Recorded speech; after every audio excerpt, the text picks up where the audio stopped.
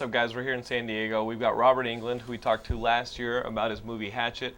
Now he's in this movie. We're going to see a little bit more of him in this film. Zombie strippers. Yeah, that's zombie strippers. Now, Robert, your stripping scenes, the pole dancing. No, it's in my contract. You know, I have a body double. After 40, you get a body double, unless you're Demi Moore. But I actually get lap danced to death. This is a cinema first. I get lap danced to death by Roxy Saint, you know, of Roxy Saint and the Blackhearts, the goth rock and roll girl. And she plays a zombie, and she is grinding you down, or how do you get? I am I'm their pimp daddy. I am the strip club owner. I'm anal retentive.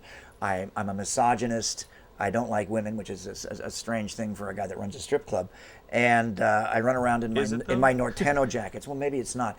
And I'm real fussy. I don't like to touch them. And so after being a racist, you know, ass breath for about 10 reels, I meet my ultimate untimely death at the hands of Roxy Saint and the zombie strippers.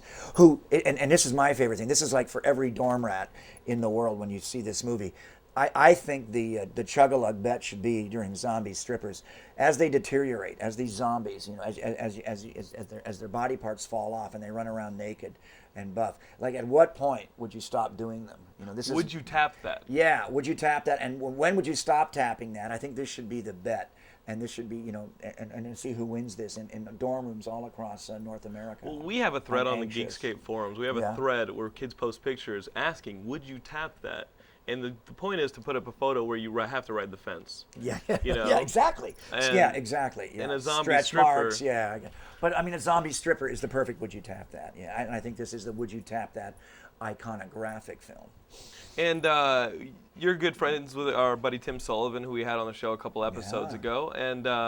And you guys worked together on Maniacs. Maniacs, and I worked with him and Mark Hamill on Action Figure Magazine. I mean, he was ahead of the curve on collectibles, and he did a couple of movies I really love. He did Detroit Rock City with Giuseppe Andrews from Cabin Fever, which I really like, and he's got Driftwood out there, and which I like a lot. Diamond Dallas Page. That's my neighbor Talon from Laguna Beach. Okay, he's my next door neighbor in Laguna Beach, who's also in that film.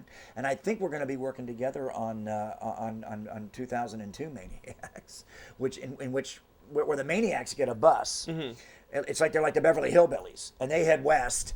And heading east, doing a reality show, is Paris Hilton and her crew, and we meet somewhere in the California desert. You know, one of those last stop for gas. See the giant Gila monster, 110 miles on the right, and we sort of have a carnival going by the side of the road, and they try to exploit the Maniacs, and I think it's going to end with Mayor Buckman getting the best of Paris Hilton, which I think is a match made in heaven. You can't wait for that. I can't wait for that. Now, I was hanging out with some of the guys who financed zombie strippers. Yeah. They said that the movie was made for bare bones, but the return that it's made for Sony is huge. Well, where I live, we have a great pay-per-view system in Laguna Beach, and I know I had a little teen comedy that didn't last very long on pay-per-view. I don't know whether it was the marketing or what. I like the film. I think it's genuinely funny, but Zombie Strippers has been a bestseller on pay-per-view since the end of May, and it's still on my pay-per-view.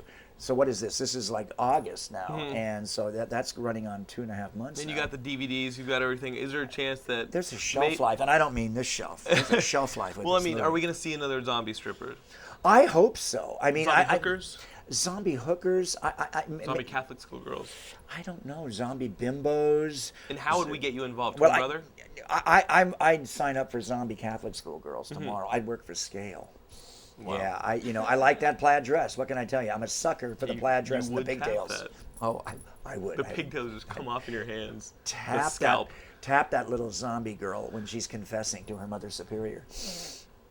That isn't. I mean, that's on video. They can't put that actually in the movie without giving you some kind of a credit screenplay. I know. Credit. Yeah, this is it. I get that sequence contributed by Robert Freddy Krueger Englund. So speaking of Freddy, what is up with these guys wanting to remake A Nightmare on Elm Street without you in the? No. I mean, Because I made Nightmare on Elm Street in 1984. Right. If it was some new Nightmare film, maybe I'd like to be asked to do it if I thought I was right for it. I'm getting kind of old. But this is Michael Bay. He's at Warner Brothers. the project's obviously in good hands. And if ever there was a recent horror iconographic film that deserves to have the state of the art You're right. effects, it's a Nightmare on Elm Street movie because they live in the dreamscape. They live in the mind and the imagination, Make it and that's what 3D. CGI. That's what CGI does the best. And I was on the set of the original Nightmare on Elm Street, and I know we were pinching pennies, and it was handmade, and I'm very proud of it. And I think it's a great film, and I think it has a cachet like King Kong has a cachet. You want to see that film always.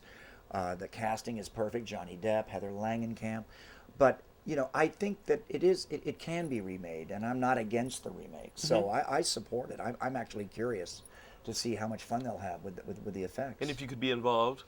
Well, it would be great. way. I mean, I was thinking, I was trying to think. You What know part, Roseanne wants to come back. Well, what? Yes, Roseanne. What part is there for me? And I was trying to think, but remember the guy that plays Roger Rabbit, Charlie Yeah, Fleischer? of course. Well, he was the sort of dream analyst, in the original, and that would be kind of fun to be asked. I kind of look like Freud now, anyway. It'd be kind of fun to, come back and talk to somebody about the sexual symbols in their dreams. Who is that guy in the ugly sweater? Yeah. Always gotta be about Why the is he in sex. your bedroom? Dirty old man. Hey, would you tap that?